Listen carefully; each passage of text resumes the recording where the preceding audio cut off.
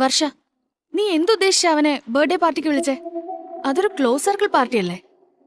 അതുമാത്രമല്ല, അവിടെ വരുന്നവരുടെ സ്റ്റേറ്റസിനനുസരിച്ച് ഒന്ന് ഡ്രസ്സപ്പ് ചെയ്യാൻ പോലും അവനെ കൊണ്ടാവില്ല. He'll be embarrassed in front of everyone. What are you up to, വർഷ?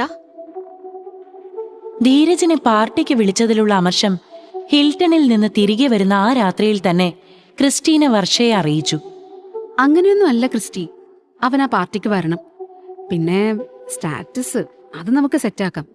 ഇന്നിപ്പോ ആ റെസ്റ്റോറന്റിൽ അവൻ ഓർഡർ ചെയ്ത വൈൻ ശ്രദ്ധിച്ചോ നീ? ഈ കാണുന്നതൊന്നുമല്ല അവൻ എന്നൊരു ഗട്ട് ഫീൽ എനിക്ക് തോന്നുന്നു. മേ ബി എന്റെ ഇൻറ്റ്യൂഷൻ ആയിരിക്കാം, ബട്ട് ഞാൻ എന്റെ ഇൻറ്റ്യൂഷൻസിൽ വിശ്വസിക്കുന്ന ആളാണെന്ന് നിനക്കറിയാലോ. എനിക്കറിയില്ല, നീയായി നിന്റെ പാടായി. എന്തേലുമൊക്കെ ചെയ്യ്. എടി, പിന്നെ പോകുന്ന വഴിക്ക് ആ സർജാപൂറുള്ള മഞ്ജുദാതയിലൊന്ന് നിർത്താൻ പറയണേ. എന്തിനാ? ഇനിയും കുടിക്കാൻ പോവാ? എനിക്ക് ഒരു ബിയറൂടെ വേണം. ആ വൈൻ കുടിച്ചിട്ട് എനിക്കൊന്നും ആയില്ല. ആയില്ലെങ്കിൽ ആവണ്ട, ഇന്നിനി കുടിക്കണ്ട, പോയി കിടന്ന് ഉറങ്ങാൻ നോക്ക്. ക്രിസ്റ്റീനയുടെ ആവശ്യം വർഷ അപ്പോൾ തന്നെ നിരസിച്ചു. തൊട്ടടുത്ത ദിവസം കോളേജിൽ വച്ച് ധീരജ് വർഷയെ വീണ്ടും കണ്ടു. കോളേജ് വരാന്തയിലൂടെ കൂട്ടുകാരുമൊത്ത് എന്തൊക്കെയോ തമാശകൾ പറഞ്ഞ് പൊട്ടിച്ചിരിച്ചുകൊണ്ട് അവൾ വരുന്നു. അവളിന്ന് പതിവിലും സുന്ദരിയായി അവന് തോന്നി. ഇവൾക്ക് ഇത്രയ്ക്ക് സൗന്ദര്യം ഉണ്ടായിരുന്നോ? മനസ്സിലാണ് പറഞ്ഞതെങ്കിലും അറിയാതെ അവന്റെ ചുണ്ടുകളിലേക്ക് ആ വാചകമെത്തി. ഇനിയിപ്പോ ഐശ്വര്യ റായി ആണെന്നും ദീപിക പദുക്കോണാണെന്നും ഒക്കെ തോന്നും. കിരൺ ധീരജിനെ കളിയാക്കാൻ കിട്ടിയ അവസരം കൃത്യമായി വിനിയോഗിച്ചു. അല്ല മോനെ കിരണേ, ശരിക്കും അവള് സുന്ദരിയല്ലേ? ഐശ്വര്യ റായി ഒന്നുമല്ല, മൊത്തത്തിൽ ഒരു ശാലീന സൗന്ദര്യമൊക്കെ ഉണ്ട്. ഉണ്ടേ, ദേ ഇങ്ങോട്ടാ വരുന്നത്. എന്തേലും പറഞ്ഞ് നീ കയറി മുട്ടാൻ നോക്ക്. അധികം ഗ്യാപ്പ് ഇടണ്ട, അല്ലെങ്കിൽ ആ ഭഗത് വാസുരി കയറി സ്കോർ ചെയ്യും. വർഷ കൂട്ടുകാരുമൊത്ത് നടന്ന് ധീരജിനടുത്തേക്ക് വന്നു. ഹായ് ധീരജ്. ഹായ്. എന്താ ഒരു പരുങ്ങല്? ഹേയ് ഒന്നുമില്ല, ഞങ്ങളിങ്ങനെ ഓരോ തമാശയൊക്കെ പറഞ്ഞ്. എന്ത് തമാശയാ? വിറ്റാണെങ്കിൽ ഞങ്ങളോടും കൂടെ പറ കിരണേ, ഞങ്ങളും കൂടെ ചിരിക്കട്ടെ. അല്ല, അതങ്ങനെ ചിരിക്കാൻ മാത്രമൊന്നുമില്ല. ഞങ്ങൾ കഴിഞ്ഞ ആഴ്ച കണ്ട ഒരു സിനിമയിലെ തമാശ പറഞ്ഞതാ. തെല്ലൊരു പരുങ്ങലോടെ കിരൺ മറുപടി നൽകി. ആണോ? എന്നാ ശരി. ആ പിന്നെ ധീരജ്, ലഞ്ച് ബ്രേക്കിനൊന്ന് ക്രീമറീസ് വരെ വരുമോ? ഒരു കാര്യം പറയാനുണ്ടായിരുന്നു. ആ, അതിനെന്താ, വരാലോ. കൂട്ടുകാരുമൊത്ത് മുന്നോട്ട് നടന്നുകൊണ്ട് വർഷ ചോദിച്ചു. ക്ലാസ്സിൽ കയറുന്നില്ലേ? ആ, കേറുന്നുണ്ട്, ദേ പോവാ. വർഷയും കൂട്ടുകാരും പോയി എന്ന് ഉറപ്പുവരുത്തിയതിനു ശേഷം കിരൺ ധീരജിനോടായി പിറുപിറുത്തു. ആണുങ്ങളുടെ വില കളയാൻ നിൽക്കരുത്. ഈ ജെൻഡർ ഇക്വാലിറ്റിയും പൊളിറ്റിക്കൽ കറക്റ്റ്നെസ്സും ഒക്കെ പ്രസംഗിക്കാൻ നല്ലതാ. ബട്ട് ഈ കാര്യത്തിൽ നീ തന്നെയായിരിക്കണം ഫസ്റ്റ്. എന്ത് കാര്യത്തില്? നീ എന്തൊക്കെയാ പറയുന്നേ? ഓ, കുണുവാവയ്ക്കൊന്നും അറിഞ്ഞൂടാ. എടാ, അവള് നിന്നെ എന്തിനാ ഇപ്പൊ ക്രീമറിയിലേക്ക് വിളിച്ചേ? ഐസ്ക്രീം കഴിക്കാൻ. ഓ, കുഴയ്ക്കാൻ. എടാ പൊട്ടൻ കണാരാ, അവള് നിന്നെ പ്രൊപ്പോസ് ചെയ്യാനാണ് അങ്ങോട്ട് വിളിച്ചത്. അല്ലെങ്കിൽ ഈ നട്ടുച്ച നേരത്ത് വല്ല ചോറോ ബിരിയാണിയോ കിട്ടുന്നിടത്തേക്ക് വിളിക്കാതെ ആരേലും ഐസ്ക്രീം കഴിക്കാൻ വിളിക്കുവോ? ഏയ്, പ്രൊപ്പോസ് ചെയ്യാനായിരിക്കോ? സഹികെട്ട് കിരൺ അവന്റെ കൈകൾ കൂപ്പി വായടച്ചുകൊണ്ട് ഒന്നും മിണ്ടാതെ നിന്നു. ക്രീമറീസിലെ ടേബിളിലിരുന്ന് ധീരജും വർഷയും അവരുടെ സംസാരത്തിൽ മുഴുകി. ധീരജിന് ഏതാ വേണ്ടത്? എനിക്കൊരു vanilla. Okay, get me 1 vanilla and 1 golden Ferrero. Okay ma'am, thank you. Order place ചെയ്ത് വർഷ ധീരജിന് നേരെ നോക്കി വളരെ ബോൾഡായി ചോദിച്ചു. Will you be my boy friend? ഒരു നിമിഷത്തേക്ക് ധീരജിന് അവന്റെ ശ്വാസം നിലച്ച പോലെ തോന്നി. കേട്ടത് സത്യമാണോ അതോ? ഹേയ് ധീരജ്, എന്തുപറ്റി? അയ്യോ, ഓക്കെ. ധീരജിന്റെ മുഖത്തിന് നേരെ വർഷ കൈവീശി. ഒരാലസ്യത്തിൽ നിന്നെന്നോണം ധീരജ് സ്വബോധത്തിലേക്ക് തിരിച്ചു വന്നു. എന്താ പറഞ്ഞേ?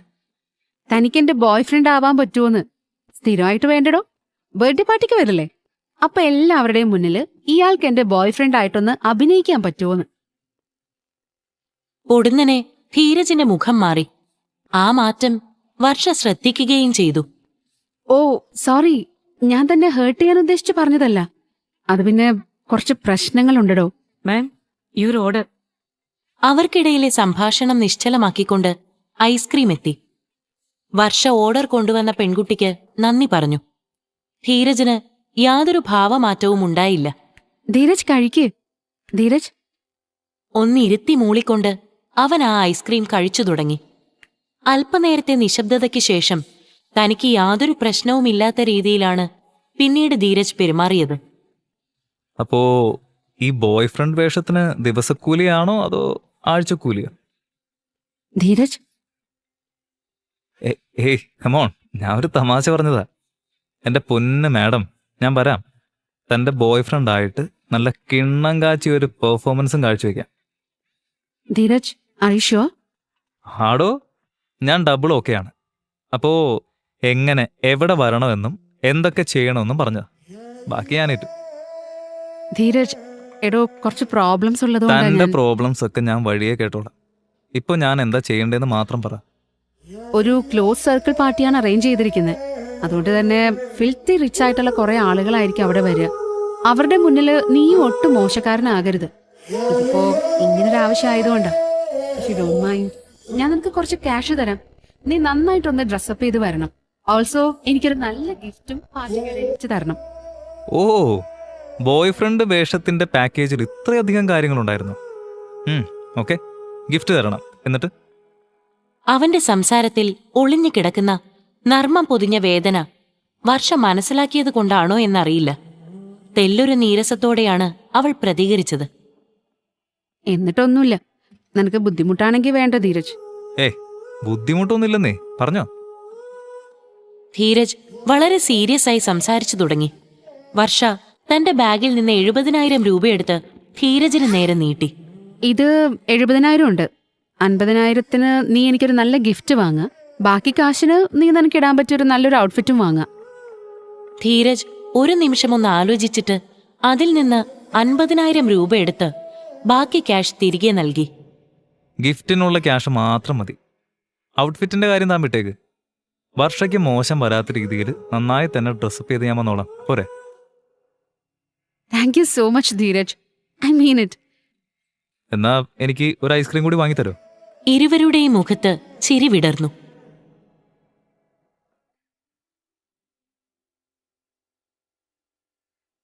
ബാംഗ്ലൂർ നഗരത്തിന്റെ പലയിടങ്ങളിലും വെച്ച് ചാക്കോയും ധീരജും പിന്നീട് കണ്ടുമുട്ടി. ബിസിനസിനെ പറ്റി ഒരുപാട് കാര്യങ്ങൾ ചർച്ച ചെയ്തു. പുതിയ സംരംഭങ്ങൾ തുടങ്ങാൻ പ്ലാനുകളുണ്ടാക്കി. സത്യത്തിൽ ബിസിനസ്സിൽ എങ്ങനെ വളരാമെന്നതിന്റെ ഒരു സ്റ്റഡി ക്ലാസ് തന്നെയായിരുന്നു ചാക്കോയുമായുള്ള ധീരജിന്റെ ഇന്ററാക്ഷൻസ്. ഈ സംഭാഷണങ്ങൾ അവരെ കൂടുതൽ അടുപ്പിച്ചു. ബാംഗ്ലൂരിലെ ബിസിനസ് സാധ്യതകൾ തേടിയുള്ള യാത്രകളും അതിന് വലിയൊരു കാരണമായി. ഇടയ്ക്കെപ്പോഴോ അവൻ വർഷയെപ്പറ്റിയും ചാക്കോയോട് പറഞ്ഞു. സമ്പന്നന്മാർ മാത്രം പങ്കെടുക്കുന്ന വർഷയുടെ ബർത്ത്ഡേ പാർട്ടിയിൽ താൻ പങ്കെടുക്കാനൊരുങ്ങുന്ന കാര്യവും ധീരജ് ചാക്കോയോട് പറഞ്ഞു. Very good. ഇത്തരം പാർട്ടികൾ വളരെ നല്ലതാ. ബിസിനസ്സിലെ ബന്ധങ്ങൾ വലുതാകും. പക്ഷേ ആ വലിയ ബന്ധങ്ങൾക്ക് നമ്മളും വലിയവരായിരിക്കണം. അറ്റ്ലീസ്റ്റ് അങ്ങനെ പെരുമാറുകയെങ്കിലും വേണം. എന്തായാലും വർഷ നിന്നെ ആ പാർട്ടിക്ക് ഇൻവൈറ്റ് ചെയ്തത് നന്നായി. ഇതൊരു ചാൻസാ. അത് ശരിയാ ചാക്കോ ചേട്ടാ. പക്ഷെ ഒരു വലിയ എതിരാളിയുണ്ട് എനിക്കവിടെ, അശ്വിൻ മേനോൻ. കൂടുതൽ ഡീറ്റെയിൽസ് ഒന്നും അറിയില്ല, ബട്ട് അയാൾക്കെതിരെയാണ് വർഷ എന്നെ ഇറക്കുന്നത് എന്നെനിക്ക് മനസ്സിലാക്കാൻ സാധിച്ചു. കക്ഷിക്ക് വർഷയുടെ മേലൊരു ക്രഷുണ്ടത്രേ. അശ്വിൻ വരട്ടെ, നമുക്ക് നോക്കാന്നേ. എതിരാളികൾ ശക്തരാകുമ്പോൾ കളിക്കൊരു ഹരം ഉണ്ടാവും. ഇതെന്റെ വാക്കുകളല്ല, സ്റ്റീഫൻ വലിയ പറമ്പിൽ പറയാറുള്ള വാക്കുകളാ. അതേ ചോരയാ നീയും. അവന്റെ തോളിൽ തട്ടിക്കൊണ്ട് ചാക്കോ തുടർന്നു. വർഷയ്ക്കൊരു ഗിഫ്റ്റ് കൊടുക്കണം. A wonderful gift. ആ സമ്മാനമായിരിക്കണം അന്നത്തെ പാർട്ടിയുടെ ഹൈലൈറ്റ്. ഓൻ വിഷമിക്കണ്ട, ഞാനും അലിതേന മകാ. എന്താ ചാക്കോ ചേട്ടാ? ഞാനില്ലേ മോനെ എന്ന്. ഓ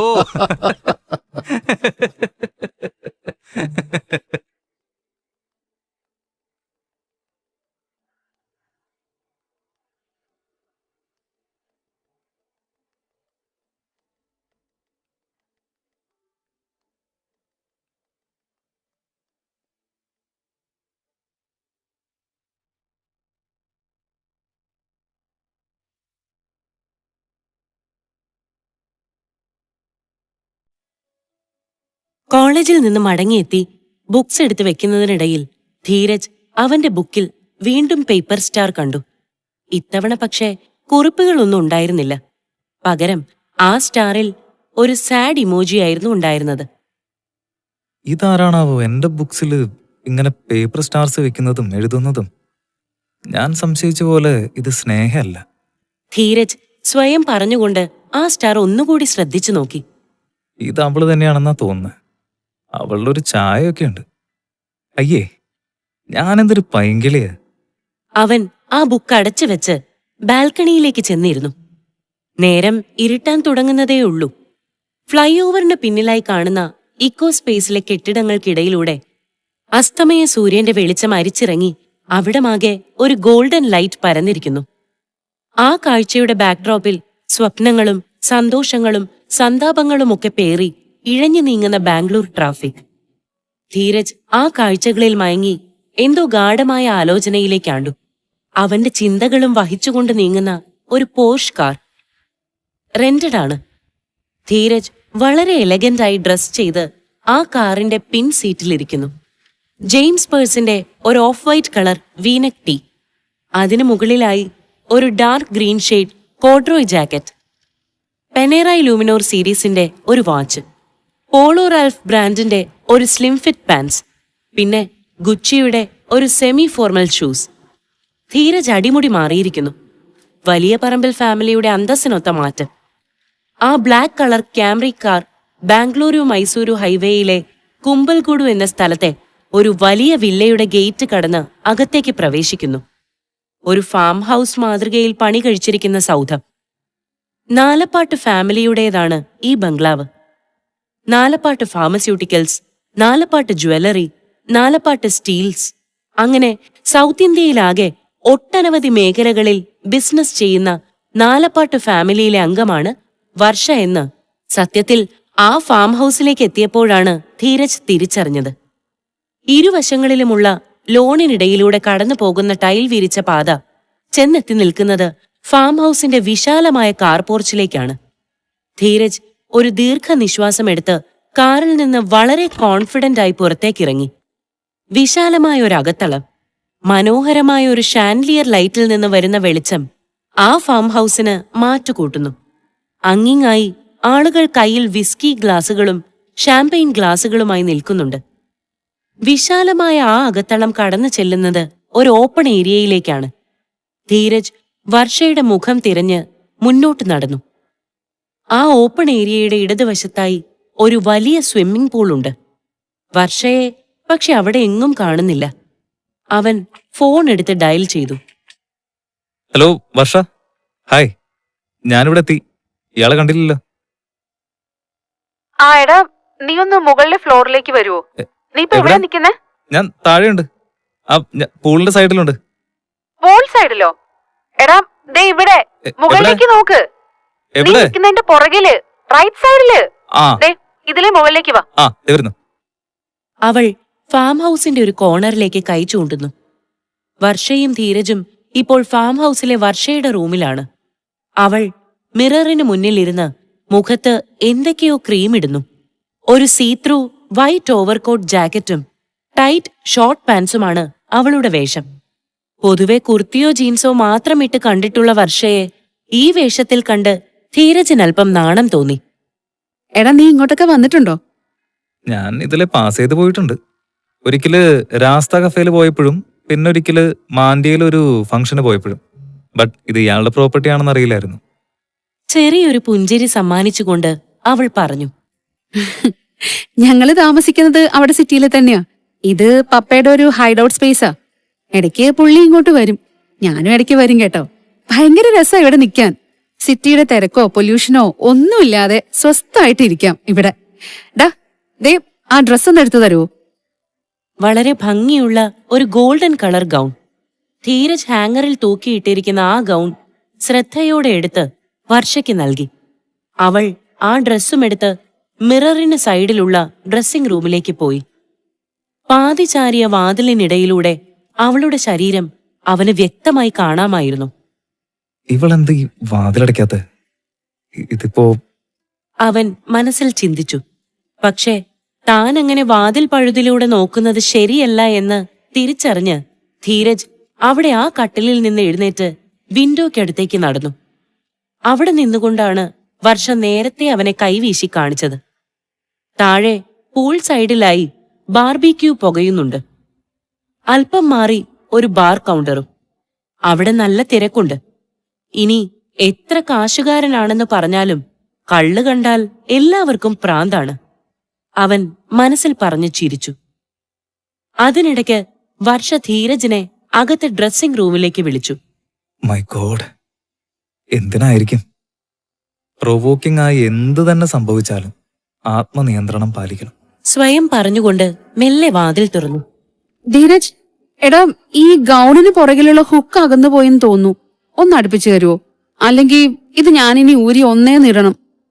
വർഷ അവളുടെ മുടി മാറ്റി ധീരജിനടുത്ത് വന്ന് തിരിഞ്ഞു നിന്നു. ധീരജ് ഒരു നിമിഷം ഒന്ന് ചിന്തിച്ചു. എന്നിട്ട് വിറയാർന്ന കൈകൾ കൊണ്ട് അവളുടെ ഗൗണിന്റെ ഹുക്ക് അടുപ്പിക്കാൻ ശ്രമിച്ചു. വർഷ, ഇത് പ്ലെയർ വല്ലതുണ്ടാവോ ഇവിടെ? എന്റെ പൊന്ന് ധീരജ്, നീ അതൊന്ന് കടിച്ചടുപ്പിച്ചാ മതി. ഈ ഹുക്ക് ഒരെണ്ണം ശരിയാക്കാൻ ഇനി ഞാൻ പ്ലെയറും സ്പാനറും ഒക്കെ എടുത്തോണ്ട് വരാം. ധീരജ് അവന്റെ ചുണ്ടുകൾ അവളുടെ പുറത്തേക്ക് മെല്ലെ അടുപ്പിച്ചു. ശരീരത്തോട് ചേർന്ന് കിടക്കുന്ന ആ ഹുക്കിനുമേൽ കടിക്കുമ്പോൾ അറിയാതെ അവന്റെ ചുണ്ടുകൾ അവളുടെ ശരീരത്തിൽ സ്പർശിച്ചു. ആ സ്പർശനം അവളെ അടിമുടി കുളിരണിയിച്ചു. സർപ്രൈസ്! മുറിയുടെ വാതിലിൽ പ്രത്യക്ഷപ്പെടുന്ന അശ്വിൻ മേനോൻ. ബാംഗ്ലൂരുവിലും സൗത്ത് ഇന്ത്യയിലുമാകെ ഫേമസ് ആയ മൂത്തേടത്ത് ബിൽഡർ കമ്പനി ഉടമ പ്രതാപ് മേനോന്റെ ഇളയ മകൻ. വളരെ ഇൻഫ്ലുവൻഷ്യലായ ഒരു ഫാമിലി മെമ്പറാണ് അശ്വിൻ. കൺസ്ട്രക്ഷൻസിന് പുറമെ ജ്വല്ലറിയും പെട്രോൾ ബങ്കുകളും ഡിസ്റ്റിലറിയുമൊക്കെയുള്ള തറവാട്ടിലെ ഇളമുറ തമ്പുരാൻ. ഒരു ഫോർമൽ ബ്ലാക്ക് സ്യൂട്ടാണ് വേഷം. കാഴ്ചയിൽ തികഞ്ഞൊരു ജെന്റിൽമാൻ. അപ്രതീക്ഷിതമായുള്ള അശ്വിന്റെ വരവ് വർഷയെയും ധീരജിനെയും അല്പമൊന്ന് അസ്വസ്ഥമാക്കി. ഓ സോറി, ഡോർ ഓപ്പണായി കിടക്കുന്നത് കണ്ടതുകൊണ്ടാ ഞാൻ. ഹായ് വർഷ, നിന്നെ അവിടെ എല്ലാവരും തിരക്കുന്നുണ്ട്. Can you please come fast? Ashwin, 2 minute, ദേ വരുന്നു. എന്നാ ഞാൻ താഴേക്ക് നിൽക്കാടോ. എടാ, ഹുക്ക് അടുപ്പിച്ചോ? ആ മുറിയിൽ നിന്ന് ഇറങ്ങാൻ തുടങ്ങിയ ധീരജ് വർഷയുടെ ചോദ്യം കേട്ട് തിരിഞ്ഞു നിന്നുകൊണ്ട് അവളോട് മറുപടി പറഞ്ഞു. അത് സെറ്റാ. ഒരൊഴുക്കൻ മട്ടിൽ മറുപടി പറഞ്ഞ് ധീരജ് പെട്ടെന്ന് പുറത്തേക്ക് പോയി. വാട്ട്സ് ഹാപ്പനിങ് വർഷ? ഏതാവൻ? അവൻ എന്റെ കോളേജ് മേറ്റ് ആണ്, ധീരജ്. ഓ, ഞാൻ വിചാരിച്ചത് ഇത് വളരെ ക്ലോസ് ആയ ആളുകൾക്ക് മാത്രമുള്ള പാർട്ടിയാണെന്ന്. യെസ്, ബട്ട് എനിക്ക് ക്ലോസ് ആയിട്ടുള്ളത് ആരൊക്കെയാണെന്ന് അശ്വിനാണോ ഡിസൈഡ് ചെയ്യുന്നേ? അശ്വിൻ ചെല്ല്, ഞാൻ വന്നോളാം. So friends, as the cake cutting is over, it's time to gift the birthday girl. I welcome the stunning beauty, the gorgeous doll of our Nalapat family, Varsha Nalapat, to receive this love. Champagne glass ഉയർത്തിക്കൊണ്ട് വർഷയുടെ sister വാണി ഉറക്കെ വിളിച്ചു പറഞ്ഞു. പലരും അടുത്തേക്ക് വന്ന് വർഷയ്ക്ക് ഗിഫ്റ്റുകൾ നൽകി. അശ്വിൻ പക്ഷേ അവളെ ആനയിച്ച് പുറത്തേക്ക് കൊണ്ടുപോവുകയാണ് ചെയ്തത്. കാർ പോർച്ചിൽ പാർക്ക് ചെയ്തിരുന്ന ഒരു ക്യൂട്ട് റെഡ് കളർ ബീറ്റിൽ കാറിന് സമീപം അവൻ ചെന്നു നിന്നു. ഏവരും ആകാംക്ഷയോടെ ആ കാറിലേക്ക് നോക്കി. അശ്വിൻ ഡോർ തുറന്നതും കാറിനകത്ത് നിന്ന് കുറേയധികം റെഡ് റോസസ് പുറത്തേക്ക് വീണു. ഹാപ്പി ബർത്ത്ഡേ വർഷ! ഒരു കാർ നിറയെ റെഡ് റോസസ്. അശ്വിൻ നൽകിയ ഗിഫ്റ്റ് ഏവരെയും അമ്പരപ്പിച്ചു. അശ്വിന് വർഷയോടുള്ള ക്രഷ് ഈ ഒരു ഗിഫ്റ്റിൽ നിന്ന് തന്നെ വളരെ പ്രകടമായിരുന്നു. പക്ഷേ അത് അപകടമാണ് എന്ന് മനസ്സിലാക്കിയ വർഷ ഉടനെ അതിനൊരു സൊല്യൂഷൻ കണ്ടെത്തുകയും ചെയ്തു. അവൾ തന്റെ ബോയ്ഫ്രണ്ടിനെ അവിടെ കൂടി നിന്നവർക്കെല്ലാം ഇൻട്രൊഡ്യൂസ് ചെയ്തു. ആളുകൾക്ക് പിന്നിലായി നിന്ന ധീരജിന്റെ മുഖത്തേക്ക് ഏവരും തിരിഞ്ഞു നോക്കി. വളരെ സ്റ്റൈലിഷായി ധീരജ് അവർക്കിടയിലൂടെ നടന്ന് മുന്നോട്ടു വന്ന് വർഷയുടെ അരികിലെത്തി അവളുടെ കൈപ്പത്തിക്ക് മുകളിൽ ചുംബിച്ചുകൊണ്ട് ഹാപ്പി ബർത്ത്ഡേ മൈ ലവ് എന്ന് പറഞ്ഞു. വളരെ റൊമാൻറ്റിക് ആയ സിറ്റുവേഷൻ. കണ്ടുനിന്ന പലരിലും നാണം പടർന്നു. അവൻ തന്റെ കോഡ്രോയ് ജാക്കറ്റിന്റെ പോക്കറ്റിൽ നിന്ന് ഒരു ചെറിയ ചെപ്പ് പുറത്തേക്കെടുത്ത് അവൾക്ക് നേരെ നീട്ടി. വളരെ ആകാംക്ഷയോടെയാണ് വർഷ ധീരജ് നൽകിയ ഗിഫ്റ്റ് വാങ്ങി തുറന്നു നോക്കിയത്. ഭംഗിയുള്ള ഒരു പച്ചക്കല്ല്. പലരുടെയും ഉള്ളിൽ അയ്യേ, ഇതിനായിരുന്നോ ഇത്ര ബിൽഡപ്പ് എന്നൊക്കെ തോന്നിപ്പോയി. ധീരജിന്റെ ഈ ചെയ്തി കണ്ടു നിന്ന അശ്വിന്റെ മുഖം ദേഷ്യം കൊണ്ട് ചുവന്നു തൊടുത്തു.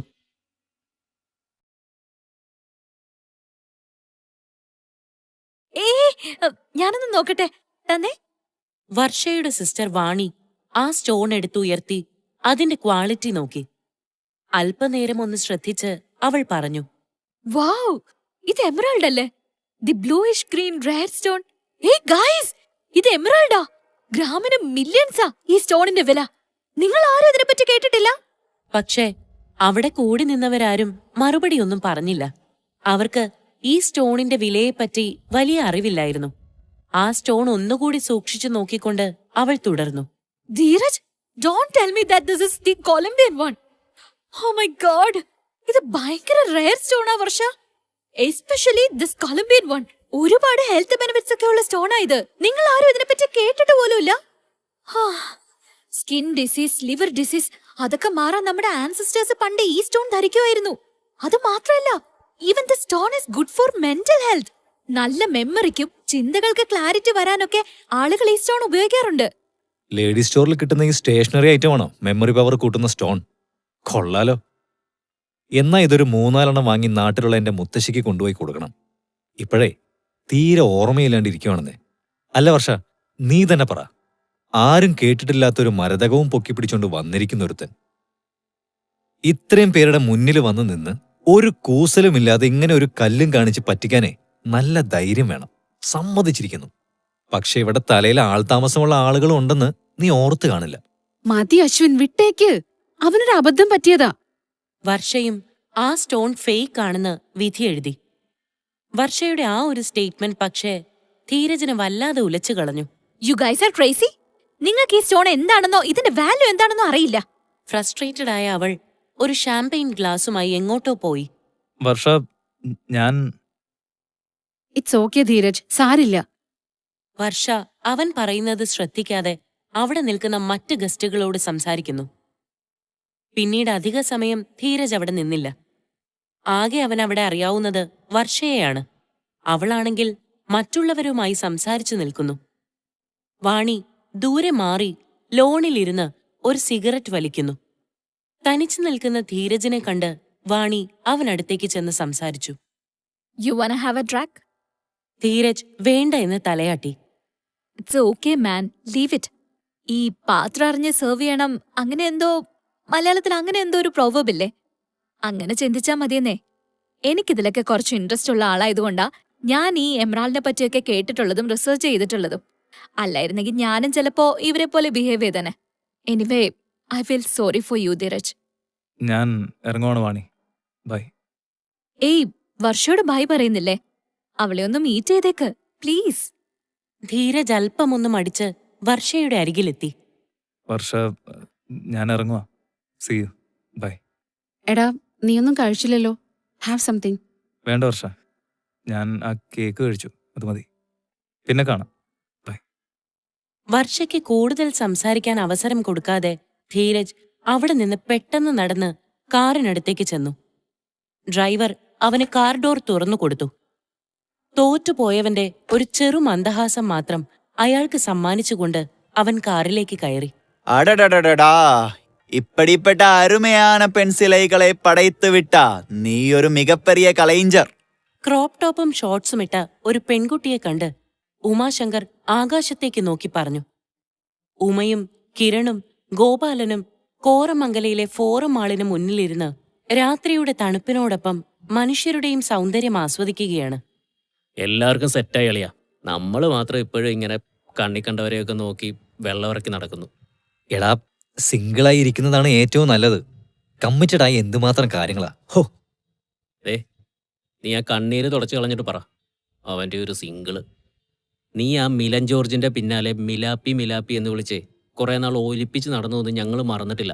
എന്റെ പൊന്നു ഗോപാല. ഒടുക്കം ഇതേ ഫോറം മാളിൽ വെച്ച് അവൾ അവളുടെ ബോയ് ഫ്രണ്ടിനെ this is my brother from another mother എന്ന് പറഞ്ഞ് പരിചയപ്പെടുത്തിയപ്പോഴല്ലേടാ നിന്റെ സൂക്കേട് മാറിയത്. ഗോപാലൻ ഒന്നും മിണ്ടാതെ ഇളിഭ്യനായി അവരെ നോക്കി ചിരിച്ചു. കിരൺ തുടർന്നു. ധീരജിന്റെ ടൈമാണ് അളിയാ, ടൈം. സ്നേഹ പോയി, വർഷ വന്നു. ഇനി വർഷ പോയാൽ അപ്പോ അടുത്ത പറഞ്ഞു മുഴുവിപ്പിക്കും മുമ്പ് കിരണിന്റെ ഫോൺ റിങ് ചെയ്തു. ഓ, ഒടുക്കത്തെ ആയുസാണല്ലോ ഈ തെണ്ടിക്ക്. ദേ അവനാ വിളിക്കുന്നത്. ആ പറയലയാ, നിങ്ങൾ എവിടെയാ? ഞങ്ങളിതേ ഫോറം മാളിന് മുന്നിലുണ്ട്. എന്താടാ? എടാ, നിങ്ങൾ പച്ചക്കാണോ? എസ്, ഫുൾ ഗ്രീൻ ആണ്, പ്യുവർലി ഓർഗാനിക്. എടാ, നീ ആ മധുലോകയിൽ കയറി ഒരു OMR ഫുള്ള് വാങ്ങിച്ചു വെച്ചേക്കോ. ഞാൻ അവിടെ എത്തുമ്പോഴേക്കും കടയടയ്ക്കും. പിന്നെ ബാറി പോയിരുന്ന് അടിക്കേണ്ടി വരും. നമുക്ക് നമ്മുടെ ടെറസ് തന്നെയാണ് ബെസ്റ്റ്. ആടാ, ഓക്കെ, കള്ളി ഞാൻ സെറ്റ് ചെയ്തോളാം. ആ ശരി, ഞാനേ GPay ചെയ്യാം. ഫോൺ കട്ട് ചെയ്ത് കിരൺ മെല്ലെ അവിടെ നിന്ന് എഴുന്നേറ്റുകൊണ്ട് പറഞ്ഞു. എന്തോ സീനുണ്ടല്ലോ. പാത്തുകള അല്ലടാ ഉമ്മക്കുട്ട. അവർ മൂവരും നടന്നകലുന്നു. ബർത്ത്ഡേ പാർട്ടിയുടെ തിരക്കുകളെല്ലാം ഒഴിഞ്ഞിരിക്കുന്നു. വർഷയും വാണിയും കാഷ്വൽ വെയറിൽ പൂളിലേക്ക് കാലുകളിട്ട് പൂൾ സൈഡിൽ ഇരിക്കുന്നു. അവർക്കരികിലായി ഒരു പ്ലേറ്റിൽ കുറച്ച് ഭക്ഷണം കാണാം. ഇരുവരുടെയും കയ്യിൽ ട്യൂബോർഗിന്റെ ഒരു ബിയർ പൈന്റ് ബോട്ടിൽ. വാണി ആ കുപ്പിയിലേക്ക് നോക്കിക്കൊണ്ട് പറഞ്ഞു. ദേ, ഈ കുപ്പി തല്ലി പൊട്ടിച്ച് അതിലൊരു ചെറിയ പീസ് എടുത്ത് ഗ്രൈൻഡ് ചെയ്ത് ഒരു സ്റ്റോൺ പോലെ ആക്കി മാലയിൽ കോർത്ത് വിൽക്കുന്ന കുറെ ആളുകളുണ്ട് Etsy പോലുള്ള വെബ് പേജുകളിൽ. ബട്ട് ഒറിജിനൽ കണ്ട തിരിച്ചറിയാനുള്ള ഒരു മിനിമം കോമൺ സെൻസ് എങ്കിലും നീ കാണിക്കുമെന്ന് കരുതി ഞാൻ. അത് കേട്ട വർഷ വാണിയെ അതിശയത്തോടെ നോക്കി. മറ്റുള്ളവർ പറയുന്നത് പോട്ടെ, ഈ സ്റ്റോൺസിനെ പറ്റിയൊക്കെ കുറച്ചെങ്കിലും കാര്യങ്ങള് എനിക്കറിയാന്ന് നീ എന്താ ചിന്തിക്കാഞ്ഞേ? ആർക്കിയോളജി എന്ന് പറഞ്ഞ് ഭ്രാന്ത് പിടിച്ച് ഞാൻ കുറെ കാലം നടന്നതല്ലേ. അന്ന് ഞാൻ ഈ സ്റ്റോൺസിനെ കുറിച്ചും അതിന്റെ ഒറിജിനെ പറ്റിയൊക്കെ പഠിച്ചിട്ടുള്ളതാ. അപ്പൊ നീ പറഞ്ഞു വരുന്നത് ധീരജ് ഗിഫ്റ്റ് ചെയ്ത ആ സ്റ്റോൺ ഒറിജിനൽ മരതകാണെന്നാണോ? അത് ഒറിജിനൽ ആണെന്ന് 100% ഉറപ്പാ. പിന്നെ വാട്ടെവർ ഇറ്റ് ഈസ്, നിനക്ക് ധീരജിനോട് കുറച്ചുകൂടി മാന്യമായിട്ട് പെരുമാറായിരുന്നു. അല്ലാതെ ആ അശ്വിന്റെ കൂടെ ചേർന്ന് കുറച്ചുകൂടെയൊക്കെ ഡിഗ്നിറ്റി കാണിക്ക് വർഷ നീ. വാണിയുടെ ആ വാക്കുകൾ അവളെ ഏറെ വിഷമത്തിലാഴ്ത്തി. ശരിയാ, ഞാൻ ഇൻവൈറ്റ് ചെയ്തിട്ട് അവൻ വന്നത്. അവനെ ടേക്ക് കെയർ ചെയ്യേണ്ട ചുമതല എന്റേതായിരുന്നു. അവൾ മനസ്സിൽ പറഞ്ഞുകൊണ്ട് അവിടെ നിന്ന് എഴുന്നേറ്റു. ഞാൻ കിടക്കാൻ പോവാ, നീ പോയി കിടക്കാൻ നോക്കേട്ടോ. ഞാൻ ദേ ഇത് ഫിനിഷ് ചെയ്ത് ആകാശത്തെ നക്ഷത്രങ്ങളെ നോക്കിക്കിടന്ന് 2 പുക ആത്മാവിനും നക്ഷത്രങ്ങൾക്കുമായി പങ്കിട്ടുകൊടുത്ത് ഉറങ്ങിക്കോളാം. Good night. ഒരു സെല്യൂട്ട് കൊടുത്തിട്ട് വാണി മെല്ലെ പിന്നോട്ടാഞ്ഞ് കൈകുത്തിയിരിക്കുന്നു. വർഷ സ്റ്റെയർകേസ് കയറി പോകുന്നു. യടാ മോനെ, നീ ഹാപ്പിയല്ലേ? ആവേശം സിനിമയിലെ ഫാഫായുടെ ക്യാരക്ടർ പറയുന്നത് പോലെ ധീരജ് കിരണിനോട് ചോദിച്ചു. ഓ, ഞാൻ ഹാപ്പിയാണ്. അളിയനോ? ഞാനും ഹാപ്പിയാ, ഫുൾ ഹാപ്പി. നീ ആരുടെ മുന്നിലെ ഈ അഭിനയിച്ച് തകർക്കുന്നത്? എന്താടാ, എന്താ പ്രശ്നം? ഉമ ഒരു ബർമുട മാത്രം ധരിച്ച് അടിച്ച് ഓഫായി ടെറസിലെ വാട്ടർ ടാങ്കിന്റെ തൂണിൽ ചാരിയിരുന്ന് മയങ്ങുന്നു. മദ്യക്കുപ്പി ഏതാണ്ട് 3/4 ഭാഗവും തീർന്നു കഴിഞ്ഞു. ആ രാത്രിയിൽ ബാംഗ്ലൂർ നഗരത്തിന്റെ തണുപ്പ് അസഹനീയമായി അവർക്ക് തോന്നി. തൂണിൽ ചാരിയിരിക്കുന്ന ഉമ തണുപ്പിൽ വിറയ്ക്കുന്നത് കണ്ട ഗോപാലൻ തന്റെ ലുങ്കിയൂരി അവനു മേലേക്കിടുന്നു. ടീഷർട്ടും അണ്ടർവെയറുമിട്ട് ഗോപാലൻ കുത്തിയിരുന്ന് അടുത്ത 3 ഗ്ലാസ്സിലേക്ക് മദ്യമൊഴിക്കുന്നു. എടാ, ഇതിപ്പോ ലൗസിപ്പ് അടിക്കാനുള്ളതേ ഉള്ളൂ. ഒറ്റ ക്ലാസ്സിലേക്ക് വെക്കട്ടെ. നീ ഒഴിയളിയാ. അപ്പൊ നീ പറയലയാ, എന്താ പ്രശ്നം? ധീരജിന്റെ മൊബൈലിൽ ഒരു മെസ്സേജ് നോട്ടിഫിക്കേഷൻ വരുന്നു. I'm really sorry Dheeraj. Vani പറഞ്ഞു തന്നപ്പോഴാ ആ സ്റ്റോൺ എത്ര പ്രഷ്യസ് ആണെന്ന് എനിക്ക് മനസ്സിലായത്. അതുമാത്രമല്ല, ഞാൻ വളരെ മോശമായിട്ടാണ് നിന്നോട് ബിഹേവ് ചെയ്തത്. സോറി ധീരജ്. എനിക്ക് നിന്നെ നാളെ നേരിട്ടൊന്ന് കാണണം, മാപ്പ് പറയണം. Please, it's A request. Good night. എടാ, നീ ആ മൊബൈല് മാറ്റി വെച്ച് കാര്യം എന്താന്ന് വെച്ചാ പറയടാ മലരെ. എടാ, കാര്യമൊന്നുമില്ല. ഞാൻ അത് പിന്നെ പറയാം. വളരെ കൺഫ്യൂസ്ഡായി ധീരജ് മറുപടി പറഞ്ഞു. കിരൺ ഇടപെടുന്നതിനു മുമ്പേ ഉമ വലിയ ശബ്ദത്തിൽ അവിടെ ആകെ ഛർദ്ദിച്ചു. ഗോപാലൻ മദ്യമൊഴിച്ച ഗ്ലാസ് ഛർദിയിൽ പറ്റാതെ തലയ്ക്ക് മുകളിൽ പൊക്കിപ്പിടിച്ചുകൊണ്ട് പറഞ്ഞു. എടാ നാറി, എന്റെ ലുങ്കി. അടയ്ക്കാൻ തുടങ്ങുന്ന അയ്യപ്പ ബേക്കറിയിലേക്ക് ഓടിക്കയറി ചെന്നുകൊണ്ട് ധീരജ് പറഞ്ഞു. ലിബിനെ അടയ്ക്കല്ലേ, സംഭാരം ഉണ്ടോ ഇവിടെ? രാത്രിയിൽ സംഭാരം ചോദിക്കുന്നത് കണ്ട് ലിബിൻ തെല്ലൊരു കൺഫ്യൂഷനോടെ പറഞ്ഞു. ഉണ്ടല്ലോ. എന്തേ ഈ രാത്രി ഇതാർക്ക സംഭാരം? ഒരു സ്ഥലം വരെ പോവാനുണ്ട്. അടിച്ചതിന്റെ കെട്ടിറങ്ങാനാ. ആ എന്നാ സംഭാരം ബെസ്റ്റാ. പിന്നെ കുറച്ച് കഴിഞ്ഞൊരു റെഡ് ബുള്ളും കൂടെ കുടിച്ചോ. ആ ഓക്കെ. അല്ലടാ, 2 എണ്ണം അടിച്ചു കഴിഞ്ഞാൽ പെരക്ക് പുറത്തിറങ്ങാത്ത നീ ഈ കെട്ടൊക്കെ ഇറങ്ങിയത് എങ്ങോട്ടാ? അതൊക്കെ ഉണ്ടെന്റെ ലിബിനെ. നടക്കട്ടെ നടക്കട്ടെ. വാണി, ഞാനൊന്ന് പുറത്തേക്ക് പോവാ. പുറത്തേക്കോ? ഈ നേരത്ത് നീ ഇതെങ്ങോട്ടാ? ഞാനൊന്ന് സിറ്റിയിലേക്ക് പോവാ. വണ്ടി എടുക്കുന്നില്ല, ക്യാബിൽ പൊയ്ക്കോളാം. പിന്നെ ക്യാബിൽ പോകുന്നുണ്ടെ ഡ്രൈവറെ കൂട്ടി പോയാ മതി. സിറ്റി ലിമിറ്റ്സ് കയറുന്നവരെ ഈ നേരത്തെ ട്രാവൽ ചെയ്യുന്നത് തീരെ സേഫ് അല്ല. മനസ്സില്ലാ മനസ്സോടെ വർഷ ഡ്രൈവറെ കൂട്ടി പോവാൻ സമ്മതിച്ചു. എത്ര ലേറ്റ് ആയാലും തിരിച്ച് ഇങ്ങോട്ട് തന്നെ വന്നേക്കണേ. കള്ളും കുടിച്ച് വല്ലോടത്തും പോയി കിടന്ന് ഉറങ്ങിയേക്കരുത്. രാവിലെ മമ്മി എങ്ങാൻ വീഡിയോ കോൾ ചെയ്താ ഞാൻ പെട്ടു. Take care birthday girl. ഒരു ഹൂഡി ധരിച്ച് കോളേജിന് മുന്നിലുള്ള കടയുടെ അരികിൽ ബൈക്കിൽ കാത്തിരിക്കുകയാണ് ധീരജ്. അവൻ ഇടയ്ക്കിടെ വാച്ചിലേക്ക് നോക്കുന്നുണ്ട്. മൊബൈലിൽ എന്തൊക്കെയോ റീൽസ് സ്ക്രോൾ ചെയ്ത് കണ്ടുകൊണ്ടിരിക്കുന്നു. അവന്റെ തൊട്ടു മുന്നിലായി ഒരു പോലീസ് ജീപ്പ് വന്നു നിന്നു. എന്നപ്പാ നീ ഊലിയേക്കെതിരെ? സർ, ഞാൻ I'm studying in this college. I'm waiting for my friend. Oh സ്റ്റുഡന്റാ? ഐഡി കൊടോ. ധീരജ് തന്റെ ലൈസൻസും കോളേജ് ഐഡിയും SIയെ കാണിക്കുന്നു. നീನು കുടിದಿದೀಯಾ? എന്താ സാറേ? SI കന്നഡ കലർന്ന മലയാളത്തിൽ ചോദിച്ചു. നീ കുടിച്ചിട്ടുണ്ടോ എന്ന്? സർ, അത് കുടിച്ചിട്ടുണ്ട്. ബട്ട് ഞാൻ വണ്ടി ഓടിക്കുന്നില്ല. പിന്നെ നീ ഇവിടെ എങ്ങനെ പറന്നു വന്നോ? അല്ല സാർ, ഞാനിവിടെ അടുത്തൊരു ഫ്രണ്ടിന്റെ വീട്ടിൽ നിന്നാ കഴിച്ചേ. കുടിച്ചിട്ട് വണ്ടി എടുത്തിട്ടില്ല ഞാൻ. അല്പമൊന്ന് പരിങ്ങിക്കൊണ്ട് ധീരജ് മറുപടി പറഞ്ഞു. SI ജീപ്പിന്റെ ഫ്രണ്ടിൽ നിന്നും പുറത്തേക്കിറങ്ങിയതും വർഷയുടെ കാർ അവിടെ വന്ന് നിന്നു. Sir, my friend, I am going. പോയിക്കോട്ടെ സർ. വന്നു നിന്നത് ഫാൻസി നമ്പറുള്ള കർണാടക രജിസ്ട്രേഷനിലുള്ള ഒരു ഓഡി Q7 സീരീസ് കാറാണ്. അതുകൊണ്ട് തന്നെ കൂടുതൽ ഇടപെടുന്നത് ബുദ്ധിയല്ല എന്ന് മനസ്സിലാക്കിയിട്ടാവണം SI അയഞ്ഞു. സുരക്ഷിതമാക്കി ഹോകൂ. Go safe. Thank you sir. Correct സമയത്ത് നീ വന്നേ. അവരെന്നെ ക്ലിപ്പിട്ടുകൊണ്ടിരിക്കുകയായിരുന്നു. ക്ലിപ്പോ? അത് ഈ പോലീസുകാർ പിടിക്കുമ്പോ ഞങ്ങള് പറയുന്നൊരു കൊളോക്കിയൽ. കാർ കോളേജ് പരിസരം വിട്ട് ഔട്ടർ റിംഗ് റോഡിലേക്ക് കയറി. എങ്ങോട്ടാ മാം? എടാ, എങ്ങോട്ടാ?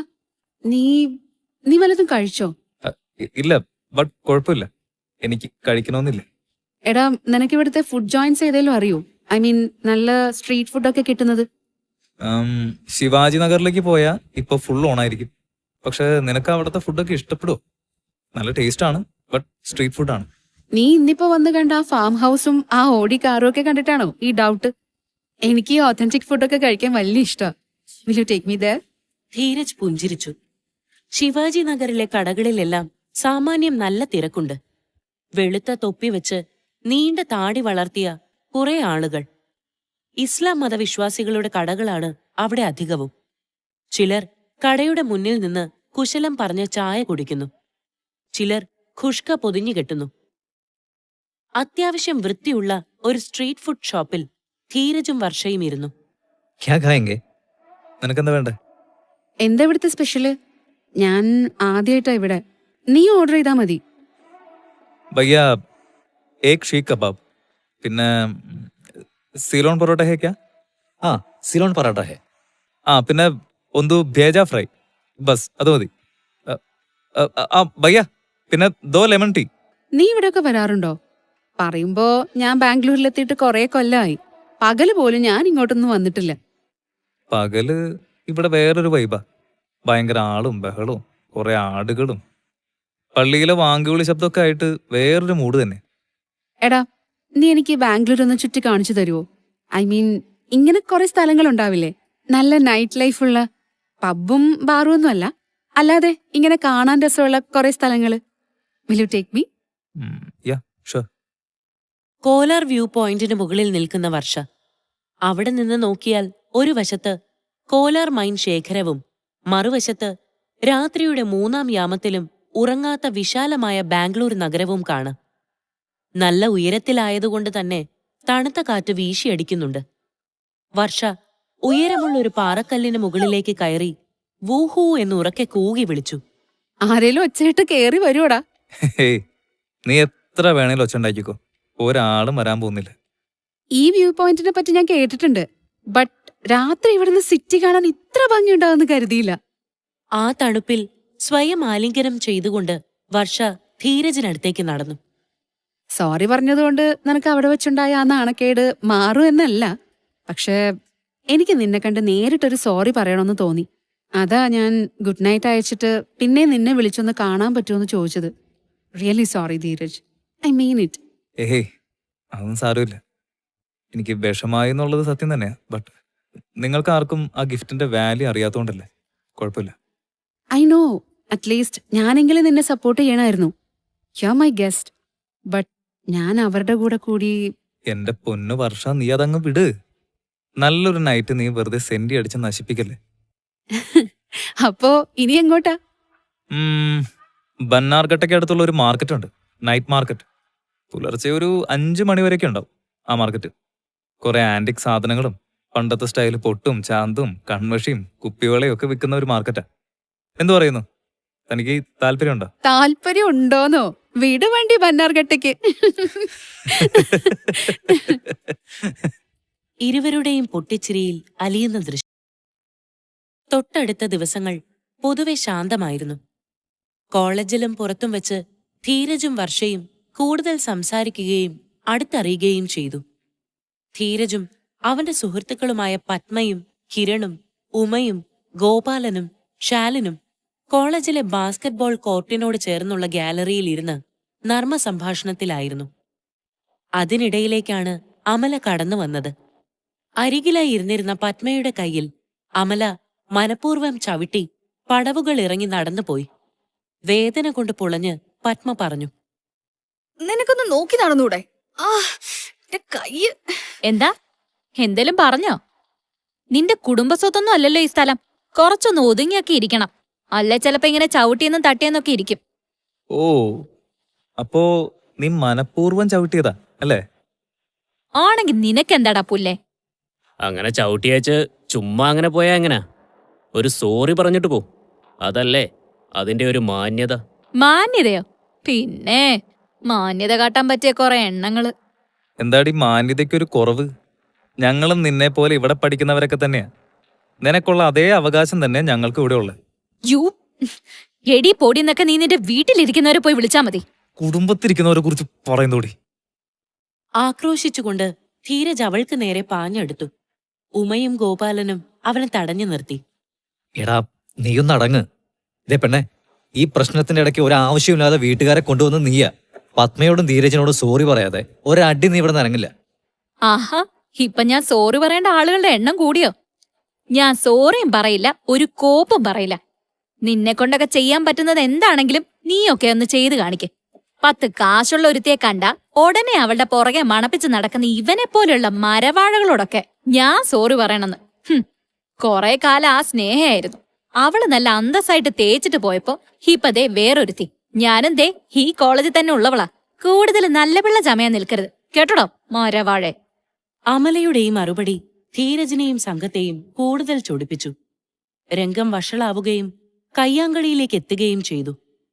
അമലയെ സപ്പോർട്ട് ചെയ്തുകൊണ്ട് ഫഹദിന്റെ ഗ്യാങ്ങും രംഗത്തെത്തി.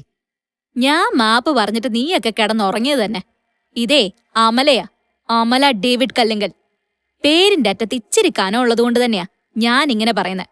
അല്ലാതെ വാലും തുമ്പും ഇല്ലാത്ത നിന്നെ പോലെയുള്ള ഭദ്രാവതി ടീമല്ല ഞാൻ. കേട്ടോടാ ധീരജ് മരവാഴെ. പിന്നെ നീയൊക്കെ ഇപ്പൊ എന്റെ മുന്നിൽ ഈ കാട്ടിക്കൂട്ടിയ ഷോ, അതിനുള്ള മറുപടി ഞാൻ അതിന്റെ വഴിക്ക് തന്നെ തന്നോളാം. ധീരജിന് അമല ചാർത്തിക്കൊടുത്ത മരവാഴെ എന്ന വിളിപ്പേര് കോളേജിലാകെ പരന്നു. ക്രിസ്റ്റീന എരിവും പുളിയും ചേർത്ത് നടന്ന കാര്യങ്ങൾ വർഷയെ അറിയിച്ചു. നിനക്ക് എന്നൊന്നും വിളിക്കായിരുന്നില്ലേ? നീ അവിടെ ചെന്നിട്ട് എന്ത് ചെയ്യാനാ? അതിന്റെ ഇടയിൽ ചെന്നിട്ട് നീയും അവന്റെ തല്ല് വാങ്ങാനോ? ഏയ്, അവൻ അമലയെ തല്ലിന്നാണോ നീ പറയുന്നേ? I don't think so. അങ്ങനെ ഒരു പെണ്ണിന്റെ ദേഹത്ത് കൈവയ്ക്കാൻ മാത്രം ചീപ്പല്ല അവൻ. I know him. ആഹാ, ഇപ്പൊ എങ്ങനെ ഇരിക്കണ്? ഞാൻ കണ്ട കാര്യം നിന്റെ അടുത്ത് വന്ന് ഉള്ളതുപോലെ പറഞ്ഞപ്പോ നിനക്ക് വിശ്വാസം വരുന്നില്ല. പിന്നെ ഈ കോളേജിലെ മുഴുവൻ ആൾക്കാരും പറഞ്ഞുകൊണ്ട് നടക്കുന്നത് നീയും കേൾക്കുന്നല്ലേ. ഏതായാലും അവന് വീണ പുതിയ ഇരട്ടപ്പേര് കൊള്ളാം, മരവാഴ ധീരജ്. അതിനേക്കാളും പറയാൻ രസം ധീരജ് മരവാഴാന്നാ. ധീരജിനെ കളിയാക്കി ചിരിക്കുന്ന ക്രിസ്റ്റീനയെ ഒരൊറ്റ നോട്ടം കൊണ്ട് വർഷ നിശബ്ദയാക്കി. ചാൾസ്, ഇതിനൊരു തീരുമാനം ഉണ്ടാക്കി തന്നേ പറ്റൂ. അതല്ല കോളേജിന് ഇത് ടേക്കപ്പ് ചെയ്യാൻ താല്പര്യമില്ലെങ്കിൽ ഞാൻ എന്റെ പപ്പയെ വിളിച്ചു പറഞ്ഞോളാം. He will take care of things. പിന്നെ ഒരു സമയത്ത് ചാൾസോ കോളേജിലുള്ളവരോ പറയരുത് ഞാൻ കംപ്ലൈന്റ് തന്നിട്ടില്ല എന്ന്. അതല്ല ഡിയർ, നിനക്കെതിരെ ഒരു അലിഗേഷൻ വന്നിട്ട് കുറച്ച് ദിവസമേ ആയിട്ടുള്ളൂ. അതിൽ നീയാണ് കുറ്റക്കാരി എന്ന് പ്രിൻസിപ്പാളിനും ടീച്ചേഴ്സിനും ഒക്കെ മനസ്സിലായതുമാണ്.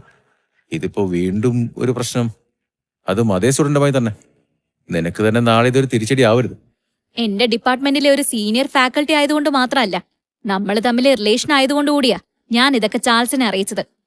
സാറിനെ അറിയിച്ചെന്നേ ഉള്ളൂ. ഇറ്റ്സ് ഓക്കെ ചാൾസ്, നിനക്കെന്നെ സഹായിക്കാൻ പറ്റില്ലെങ്കിൽ വിട്ടേക്ക്. ഞാൻ വേറെ എന്തെങ്കിലും വഴി നോക്കിക്കൊള്ളാം. Amala, you are not understanding. നീ എന്താ എന്നെ ഇങ്ങനെ പറയുന്നത്? അങ്ങനെ ഒരു ബന്ധമാണോ നമ്മൾ തമ്മിൽ? Anyway, I will take proper actions. Don't worry. Thank you dear. Amala വശ്യമായി ചാൾസിന്റെ ശരീരത്തിലേക്ക് പടർന്നു കയറി.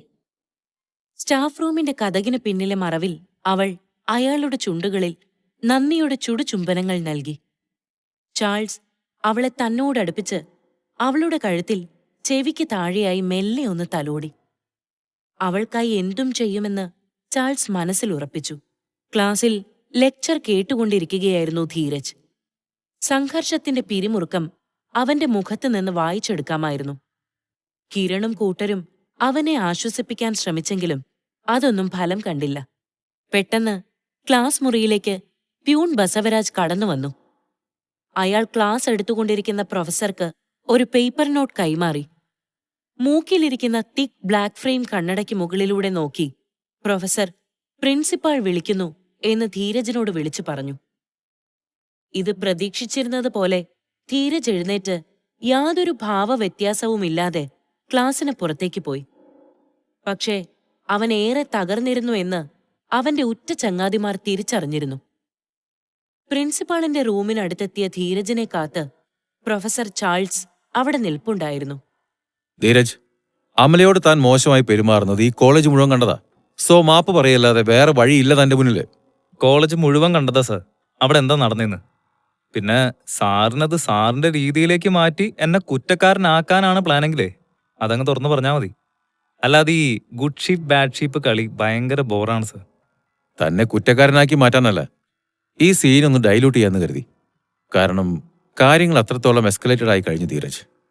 ഇറ്റ്സ് ഓക്കെ സർ, എന്റെ ഭാഗത്തല്ല തെറ്റ് എന്ന് എനിക്ക് ഉറപ്പുണ്ട്. അപ്പോൾ അത് പ്രൂവ് ചെയ്യേണ്ട ഉത്തരവാദിത്വവും എനിക്ക് തന്നെയാണല്ലോ. Thank you for your kind word sir. Up to you. ഞാൻ പറയാനുള്ളത് പറഞ്ഞു. നൈനാൻ സാർ ഒരു മീറ്റിംഗിലാ. You wait here. അദ്ദേഹം ഫ്രീ ആകുമ്പോൾ തന്നെ വിളിപ്പിച്ചോളൂ. പ്രൊഫസർ ചാൾസ് അവിടെ നിന്ന് പോയി. ആ റൂമിന് വെളിയിൽ വെയിറ്റ് ചെയ്യുകയായിരുന്ന ധീരജിനുള്ളിലൂടെ ഒരുപാട് കാര്യങ്ങൾ മിന്നിമറഞ്ഞു. അവന്റെ ഫോണിലേക്ക് വന്ന ഒരു മെസ്സേജ് ടോണാണ് അവനെ സ്വബോധത്തിലേക്ക് കൊണ്ടുവന്നത്. ഫോൺ എടുത്ത് ആദ്യം സൈലന്റ് മോഡിലാക്കിയിട്ട് അവൻ വന്ന മെസ്സേജ് നോക്കി.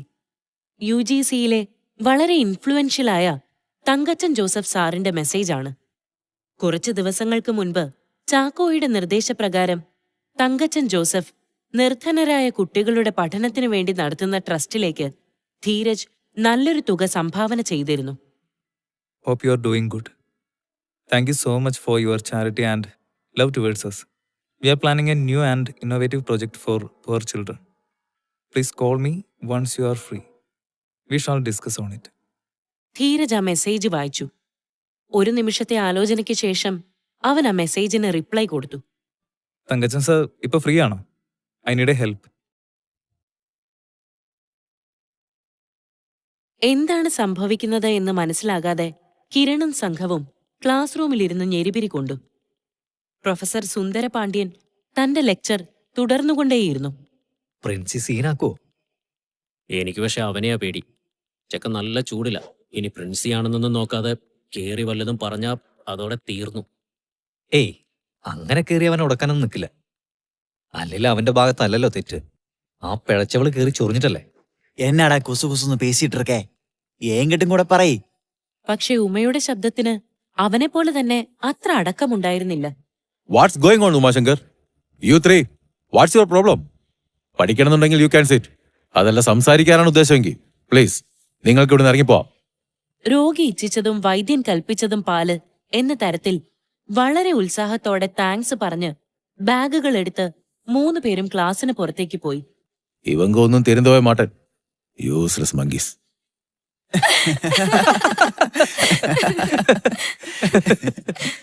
ഒന്നടങ്കം പൊട്ടിച്ചിരിക്കുന്ന ക്ലാസ്. പ്രിൻസിയുടെ മുറിയിൽ നിന്ന് വിജയഭാവത്തോടെ പുറത്തേക്ക് വരുന്ന ഫഹദും സുഹൃത്തും. എന്തോ പന്തികേടുണ്ട് എന്ന് മനസ്സിലാക്കിയ ധീരജ് തങ്കച്ചൻ സാറിനെ ഡയൽ ചെയ്യുന്നു. സർ എത്താറായ? യെസ് ധീരജ്, ഞാൻ ദേ പാർക്കിംഗ് ലോട്ടിലെത്തി. അങ്ങോട്ട് വരാ, ഒരു 2 minutes. എന്നെ ഇപ്പൊ മിക്കവാറും ഒരകത്തേക്ക് വിളിപ്പിക്കും. ഡോൺ വറി, ധീരജ് കയറിക്കോളൂ. I will join. ഫഹദിനെ പാസ് ചെയ്ത് ധീരജിനടുത്തേക്ക് ഓടിയെത്തുന്ന കിരണും സംഘവും. അളിയ എന്തായി? നീ പ്രിൻസിയെ കണ്ടോ? എന്തോ സീനുണ്ട്. ആ ഫഹദ് ഇപ്പോ എന്നെ നോക്കി ഒരു ഊള ചിരി ചിരിച്ചു.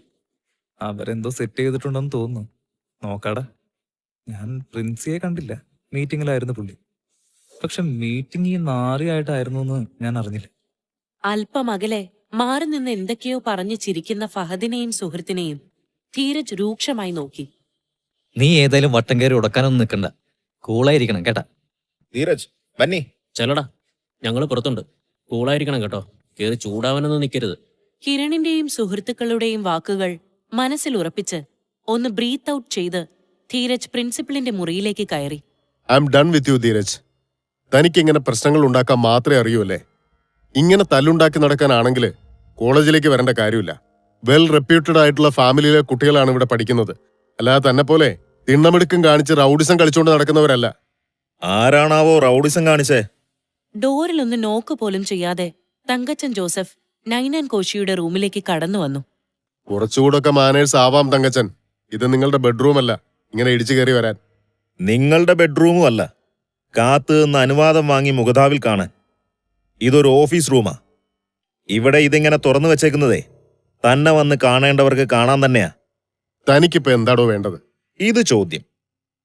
ഇവിടെ ഈ പയ്യന്റെ കാര്യത്തിലെ നൈനാൻ എന്ത് സ്റ്റാൻഡ് എടുക്കുന്നെന്ന് ഒന്ന് അറിഞ്ഞാ കൊള്ളാം. നൈനാൻ വളരെ ക്ഷുഭിതനായി ധീരജിനെ ഒന്ന് നോക്കിക്കൊണ്ട് പറഞ്ഞു. ഇവനെ ടെർമിനേറ്റ് ചെയ്യാനാണ് തീരുമാനം. അതിന് ധീരജിന്റെ ഭാഗത്ത് തെറ്റുണ്ടെന്ന് തെളിയിക്കപ്പെട്ടിട്ടുണ്ടോ? അതോ ഈ പയ്യൻ തെറ്റ് ചെയ്തു എന്ന് സമ്മതിച്ചിട്ടുണ്ടോ? ബൈ ദ വേ, ഒരു കേസാവുമ്പോ ഒരു വശം മാത്രം കേട്ടാ പോരല്ലോ.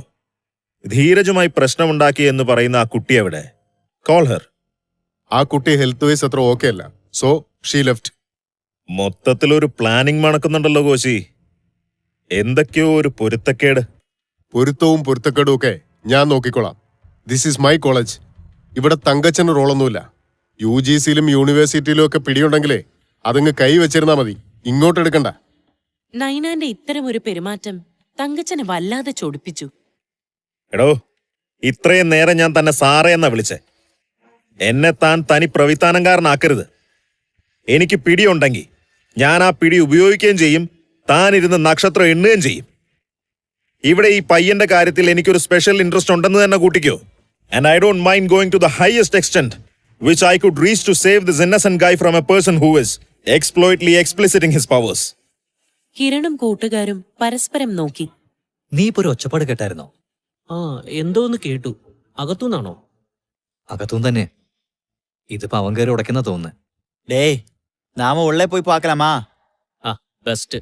എന്നിട്ട് വേണം ആ കോശി നമ്മളെയും കൂടെ എടുത്ത് തൊണ്ട തൊടാതെ വിഴുങ്ങാൻ. ആ ഫഹദ് തണ്ടിയുടെ നോട്ടം എനിക്ക് തീരെ പിടിക്കണില്ല കേട്ടോ. அமைதி கண்ணே அமைதி. അവനെ നമുക്ക് പിന്നെ എടുക്കാം. So what are you expecting? ഞാൻ ഈ കാര്യത്തിൽ ഫെയർ ആയിട്ടുള്ള തീരുമാനമല്ല എടുക്കുന്നത് എന്നാണോ തങ്കച്ചൻ പറഞ്ഞു വരുന്നത്?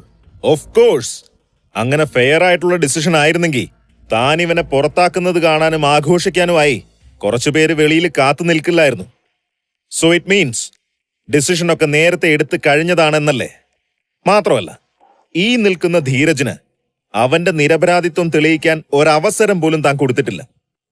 എതിർഭാഗത്തുള്ള ആ കുട്ടിയെ ആരോഗ്യ കാരണോ എന്ന പേരിൽ ഇവിടുന്ന് മാറ്റുകയും ചെയ്തു. ഇതെല്ലാം കൂടെ കൂട്ടി വായിച്ച് ഇതൊരു മാനിപ്പുലേറ്റഡ് ഡിസിഷൻ ആണെന്ന് മനസ്സിലാക്കാൻ ഇന്റലക്ച്വൽ എക്സ്ട്രാവേഗൻസയോ അനലിറ്റിക്കൽ ബ്രെയിൻ സ്റ്റോമിംഗ് കേപ്പബിലിറ്റിയോ ഒന്നും ആവശ്യമില്ല മിസ്റ്റർ കോശി. വെറും 8ാം ക്ലാസ്സും കുസ്തിയും മാത്രം മതി. എനിക്കിതിൽ കൂടുതൽ ഒന്നും പറയാനില്ല. അല്ല, ഇതൊക്കെ ഞാൻ തന്നെ അടുത്ത് എക്സ്പ്ലെയിൻ ചെയ്യേണ്ട കാര്യം എന്താ? താൻ എന്റെ സുപ്പീരിയർ ഒന്നുമല്ലല്ലോ. ഉത്തരം മുട്ടുമ്പോ ഇങ്ങനെ കൊഞ്ഞനം കുത്തല്ലേ കോശി? ഒന്നുമില്ലെങ്കിൽ താൻ ഇങ്ങനെ ഇരുന്ന് ഈ നാണം കെടുത്തത് തന്റെ ഒരു സ്റ്റുഡന്റിന്റെയും സ്റ്റാഫുകളുടെ മുന്നിലാണെന്നെങ്കിലും ഓർക്ക്. നൈനാന് ധീരജിന്റെ മുഖത്തേക്ക് നോക്കാൻ മടിയായിരുന്നു. അവിടെ നൈനാന്റെ റൂമിൽ ഇരിക്കുന്ന സുരേഷ് അടക്കമുള്ള സ്റ്റാഫ് തങ്കച്ചന്റെ വാക്ചാതുര്യത്തിൽ അന്താളിച്ചു നിൽക്കുകയാണ്. തങ്കച്ചൻ തുടർന്നു. അപ്പോ താൻ തന്റെ സുപ്പീരിയേഴ്സിന് മാത്രമേ എക്സ്പ്ലനേഷൻ കൊടുക്കൂ അല്ലേ? ഫൈൻ. യൂണിവേഴ്സിറ്റി കൗൺസിലർ ഇപ്പോഴും പ്രിൻസിപ്പാളിനേക്കാൾ ഒരുപാട് സുപ്പീരിയർ ആണെന്നാണ് ഈ ഉള്ളവന്റെ വിശ്വാസം. എന്താ അങ്ങനെയല്ലേ കോശി സാറേ? ഞാൻ വിളിക്കാം കൗൺസിലറെ. ഇതുപോലൊരു കാര്യത്തിന് അദ്ദേഹത്തെ ബുദ്ധിമുട്ടിക്കുന്നത് ശരിയല്ലെന്നറിയാം. പക്ഷെ എന്തു ചെയ്യാം, ചില ഏമാന്മാർക്ക് തലക്കനം കയറി തലയ്ക്ക് പിടിച്ച ഒന്നും ചെയ്യാൻ പറ്റില്ല. പിന്നെ അദ്ദേഹത്തിനടുത്തേക്കൊക്കെ ഇത് എത്തിച്ച അത് ഏത് രീതിയിൽ നിങ്ങളെയും നിങ്ങളുടെ കോളേജിനെയും ബാധിക്കുമെന്നുകൂടി ഒന്ന് മനസ്സിരുത്തി ചിന്തിക്കുന്നത് നല്ലതാ. പ്രസ്, സോഷ്യൽ മീഡിയ, ചാനൽ ചർച്ചകൾ എല്ലാം കൂടെ ഒരു സംഭവമായിരിക്കും അല്ലേടോ കോശി സാറേ? തങ്കച്ചൻ ഫോൺ എടുത്ത് കൗൺസിലറുടെ നമ്പർ സെർച്ച് ചെയ്യുന്നതിനിടയിൽ തമാശ രൂപേണ ചോദിച്ചു. അല്ല കോശി, ഈ കേസിൽ ഇവനെ ഒതുക്കാൻ what's your take in this? എന്തോ ഓഫർ ചെയ്തു പിള്ളേര്? You mind your words or else. Cool cool cool sir, ചൂടാവാതെ. അങ്ങനെ എന്തെങ്കിലും ഓഫർ ഉണ്ടെങ്കിൽ അതുകൂടി അറിയണമല്ലോ എന്ന് കരുതി ചോദിച്ചതാ. അപ്പോ എങ്ങനെയാ, കൗൺസിലറെ വിളിക്കുമല്ലേ അല്ലേ കോശി? തങ്കച്ചൻ ലിസൺ. അതേസമയം അമലയുടെ അപ്പാർട്ട്മെന്റിൽ ചാൾസും അമലയും ധീരജിന് കൊടുക്കാനുള്ള പദ്ധതികൾ ആസൂത്രണം ചെയ്യുകയായിരുന്നു. At any cost this should happen. അവനെ ഒതുക്കാൻ പറ്റിയ നല്ലൊരു ചാൻസാ ഇത്. ഇപ്പൊ കോളേജ് മുഴുവൻ കണ്ടതാ അവൻ എന്റെ മിക്കിട്ട് കയറി സംസാരിക്കുന്നത്. പഴയ ആ കേസിന്റെ പക തീർത്തതാണെന്ന് കൂടി വരുത്തി തീർക്കണം. കോളേജിലെ ഒരു സ്റ്റാഫ് എന്ന നിലയിൽ എന്നെ കൊണ്ട് പറ്റുന്ന പോലെ എല്ലാം ഞാൻ ശ്രമിക്കുന്നുണ്ട് അമല. പിന്നെ ഇതിപ്പോ നൈനാൻ സാർ നമ്മുടെ കൂടെ നിൽക്കുമെന്ന് ഉറപ്പായ സ്ഥിതിക്ക് വേറെ പ്രത്യേകിച്ചൊന്നും പേടിക്കാനില്ലെന്നാ എനിക്ക് തോന്നുന്നത്. ശരിയാണ്, but we should make sure that he gets expelled from this college. നിന്റെ ഫോൺ ഓഫല്ലേ? ഇനിയെങ്ങാനും അവിടെ സംസാരമായി നിന്നെ വിളിച്ചാൽ കിട്ടരുത്. കോളേജ് ടൈം കഴിഞ്ഞിട്ട്, അല്ലെങ്കിൽ രാത്രി ആയിട്ട് ഓൺ ചെയ്താൽ മതി. പിന്നെ ഇന്നിനി പുറത്ത് കറങ്ങാനൊന്നും പോണ്ട. നീ പേടിക്കല്ലേ ചാൾസ്, എന്നെ അവനൊന്നും ചെയ്യാൻ പോണില്ല. ഇതോടെ തീർന്നു അവൻ. നീ വാതിലടച്ചോ, ഞാൻ രാത്രി വരാം. അവന്റെ വീഴ്ച നമുക്കൊന്ന് ആഘോഷാക്കണം. ചാൾസ് അമലയൊന്ന് ഹഗ് ചെയ്ത് അമലയുടെ ഫ്ളാറ്റിന്റെ ഡോറിന് പുറത്തേക്ക് ഇറങ്ങുന്നു. നൈനാൻ കോശിയുടെ റൂമിലേക്ക് കടന്നു ചെല്ലുന്ന ചാൾസ് തങ്കച്ചൻ ജോസഫിനെ കുറിച്ചും അയാൾക്ക് യൂണിവേഴ്സിറ്റിയിലും മിനിസ്ട്രി ലെവലിലുമുള്ള ഹോൾഡിനെക്കുറിച്ചും അറിയാവുന്ന ചാൾസ് ഏറെ ഭയപ്പെടുന്നു. രംഗം കൂടുതൽ വഷളായിക്കൊണ്ടിരിക്കുകയാണ്. നൈനാൻ കോശി പൂർണ്ണമായും അനിയന്ത്രിതമായിക്കൊണ്ടിരിക്കുന്നു. അതിലേറെ തങ്കച്ചൻ ജോസഫ് അവസരോചിതമായി ഇടപെട്ട് രമ്യതയിലാക്കിയില്ലെങ്കിൽ അത് തന്റെ ഭാവിക്ക് ദോഷമാണെന്ന് തിരിച്ചറിഞ്ഞ് ചാൾസ് പറയുന്നു. തങ്കച്ച സാർ ഇരിക്കെ, എന്താണെങ്കിലും നമുക്ക് രമ്യമായി പരിഹരിക്കാലോ. നീ ഏതാടാ ചെറുക്ക? സാർ, ഞാനിവിടുത്തെ ഗസ്റ്റ് ലെക്ചററാണ്. ആ, ഗസ്റ്റ് മോൻ അങ്ങോട്ട് മാറി നിൽക്ക്. ഇത് ഞങ്ങൾ ഇത്തിരി തലമൂത്ത ആൾക്കാരുടെ കാര്യമാ. എടോ കോശി, താൻ ആരുടെ കയ്യിൽ നിന്ന് എന്ത് മാങ്ങത്തൊലി വാങ്ങിച്ചിട്ടാ ഈ ചെക്കനെ കൊടുക്കാൻ നോക്കുന്നതെന്ന് എനിക്കറിയില്ല. പക്ഷെ താൻ ചെവിയെ നുള്ളിക്കോ. ഈ കാണിക്കുന്ന തരവഴിത്തരത്തിന് തന്നെ ഈ കോളേജിന്റെ നടുമുറ്റത്ത് മുക്കാലി കെട്ടി നിർത്തി മുള്ളിക്കും ഞാൻ. പറയുന്നത് തങ്കച്ചൻ ജോസഫാ. താൻ പൊളുത്തും. കൂടുതൽ നിന്ന് തൊലിക്കാതെ ഇറങ്ങി പോടൂ. എന്നിട്ട് തന്റെ ഈ മുക്കാച്ചക്രത്തിന്റെ കൊണവധികാരം പറച്ചിൽ നിർത്തിയിട്ട് എന്നെ അങ്ങ് മൂക്കി വലിച്ചു കയറ്റുമെന്ന് പറഞ്ഞത് ചെയ്ത് കാണിക്കേ. ചെല്ലടോ. സ്റ്റാഫുകളും കുട്ടികളും സഭ്യമായ ഭാഷ ഉപയോഗിക്കണമെന്നും മാതൃഭാഷയെ സ്നേഹിക്കുകയും ബഹുമാനിക്കുകയും ചെയ്യണമെന്നും കഴിഞ്ഞ ആഴ്ച സർക്കുലർ ഇറക്കിയ ആളാണല്ലോ ഇന്ന് ഇങ്ങനെ നിന്ന് സംസാരിക്കുന്നത് എന്നോർത്ത് പല പ്രൊഫസേഴ്സും മൂക്കത്ത് വിരൽ വെച്ചുപോയി. തങ്കച്ചൻ കോശിക്ക് നേരെ പാഞ്ഞെടുത്തു. ചാൾസും മറ്റ് സ്റ്റാഫും തങ്കച്ചനെ ഏറെ പണിപ്പെട്ട് തടഞ്ഞു നിർത്തി. തങ്കച്ചൻ ജോസഫിനെ വിളിച്ചത് അബദ്ധമായി പോയോ എന്ന് പോലും ഒരു നിമിഷം ധീരജ് ആലോചിച്ചു. സർ, കുഴപ്പമില്ല, ഞാൻ മാപ്പ് പറഞ്ഞത് സോൾവ് ചെയ്തോളാം. ചെയ്യാത്ത തെറ്റിന് നീ എന്തിനാടാ മോനെ മാപ്പ് പറയുന്നേ? ഇനി അതല്ല മാപ്പ് പറഞ്ഞ് ഒതുക്കാനാ നിന്റെ ഉദ്ദേശമെങ്കിൽ നീ എന്റെ കയ്യിൽ നിന്ന് വാങ്ങിക്കും. തങ്കച്ചൻ ജോസഫ് കൈവിട്ടു പോയിരിക്കുന്നുവെന്ന് ആ ഒരൊറ്റ വാചകത്തിൽ നിന്ന് ധീരജ് തിരിച്ചറിഞ്ഞു. പിന്നീട് കൂടുതലൊന്നും സംസാരിക്കാൻ അവൻ മുതിർന്നില്ല. താൻ ആരെയാ ഈ സംരക്ഷിക്കുന്നേ? തെറ്റ് ചെയ്യുന്നില്ല എന്ന് എനിക്ക് നല്ല ബോധ്യമുണ്ട്. ഈ നിൽക്കുന്ന ധീരജ് അമല എന്ന കുട്ടിയെ മർദ്ദിക്കുന്നത് കണ്ട സാക്ഷികളുണ്ട്. ഹേ, ആ, പുറത്തു നിൽക്കുന്ന പിള്ളേരായിരിക്കും. തനിക്ക് നാണോ ഇല്ലടോ ഈ കസേര കയറി പ്രിൻസിപ്പാൾ ആണെന്നും പറഞ്ഞ് ഞെളിഞ്ഞിരിക്കാൻ കുറെ സാക്ഷികളെ കൊണ്ടുവന്നിരിക്കുന്നു. താൻ ഈ തോക്കിനകത്ത് കയറിയിരുന്ന് വെടിവെക്കുന്ന പരിപാടിയൊന്നും നിർത്തൂ. പിള്ളേരും പെറുങ്ങണിയൊന്നും അല്ല. ഈ കോളേജിൽ ഒരു സ്റ്റാഫ് തന്നെയാ ദൃക്സാക്ഷി. അദ്ദേഹം അത് സത്യവാങ്മൂലമായി എഴുതി തന്നിട്ടുമുണ്ട്. ഇതിൽ കൂടുതൽ എന്ത് തെളിവാണോ തനിക്ക് വേണ്ടത്? തങ്കച്ചൻ ഒരു നിമിഷം മൗനം പാലിച്ചു. ആകെ നിശബ്ദത. അയാൾ ധീരജിന് നേർക്ക് നോക്കി. ഇല്ല, ഞാൻ തെറ്റ് ചെയ്തിട്ടില്ല എന്ന മട്ടിൽ അവൻ തലയാട്ടി. പൊടുന്നനെ കാമായി തങ്കച്ചൻ കോശിയോട് പറഞ്ഞു. അങ്ങനെ ഒരു സാക്ഷി ഉണ്ടെങ്കിൽ അയാളെ എനിക്കൊന്ന് കാണാൻ പറ്റുമോ? നിങ്ങളതിന് അനുവദിക്കണമെന്നില്ല, ഐ നോ, ബട്ട് ജസ്റ്റ് ഒന്ന് കണ്ട് സംസാരിച്ചാൽ കൊള്ളാം. ഇത്രയൊക്കെ ആയിട്ട് ഞാൻ ഇനി എന്തിനാ അയാളെ ആയിട്ട് മാറ്റി നിർത്തുന്നത്? ദേ നിൽക്കുന്നു തന്റെ മുമ്പില്. എന്താ ചോദിക്കാനുള്ളതെന്ന് വെച്ചാ ചോദിച്ചോ. നൈനാൻ ചാൾസിന് നേരെ കൈ ചൂണ്ടി. എല്ലാ കണ്ണുകളും ചാൾസിലേക്ക്. ചാൾസ് നിന്ന് വിറയ്ക്കുകയാണ്. അയാൾ കോശിയെയും ധീരജിനെയും തങ്കച്ചനെയും മാറി മാറി നോക്കുന്നു. തങ്കച്ചൻ അയാൾക്ക് നേരെ തിരിഞ്ഞു നിന്നു. എന്താ സാറേ വിയർക്കുന്നേ? വെള്ളം വേണോ? ചാൾസിന്റെ തൊണ്ട വരണ്ടു തുടങ്ങി. അയാൾ ഏറെ ഭയപ്പെടുന്നു എന്ന് ശരീരഭാഷയിൽ നിന്ന് വളരെ വ്യക്തമായി തിരിച്ചറിയാം.